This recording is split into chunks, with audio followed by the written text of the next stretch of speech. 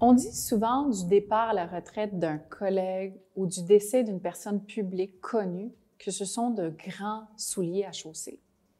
Mettons une chose au clair, on ne les remplacera jamais, mais on leur succède. Cette précision s'applique aux gestionnaires ou leaders que l'on remplace. D'abord, comment éviter de souffrir de ce syndrome? C'est normal de se sentir un peu effrayé quand on remplace un gestionnaire qui a été si apprécié. On craint de ne pas être à la hauteur, par exemple. En comprenant dès le départ qu'on ne remplace pas quelqu'un, mais bien qu'on lui succède avec tout ce que l'on est soi-même, on respire déjà mieux. N'essayez pas de faire comme lui ou elle, vous êtes différent, et tant mieux. Dans ce cas, alors, comment communiquer?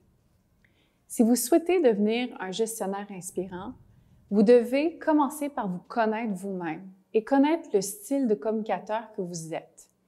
Si diriger, c'est être en relation avec les autres, et qui dit relation dit communication, bien sûr, mais déterminez alors dans quelle situation de communication vous êtes le plus à l'aise. Nous vous suggérons dès le départ de faire les premiers pas.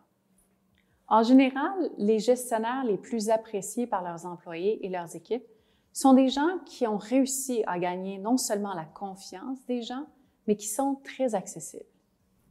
Voici quelques idées pour développer rapidement cette confiance. Tout d'abord, allez rencontrer les gens, allez vers eux. Ayez des conversations qui sont sincères avec eux, en vous intéressant à ce qu'ils font. Organisez des rencontres individuelles ou même de groupe selon votre nature. Le plus important, c'est d'aller vers les autres dès le début de votre mandat. Il vous faudra aussi savoir comment prendre votre place. La gestion d'équipe n'est pas seulement une question de compétences. Le leadership tient beaucoup à la personne que vous êtes et à vos qualités fondamentales. Les leaders inspirants ont certaines qualités en commun, dont le courage, l'humilité et surtout l'authenticité. Comme votre leadership sera forcément comparé à votre prédécesseur, il est important de vous connaître et savoir comment vous allez vous distinguer. Ça sera quoi votre marque distinctive à vous?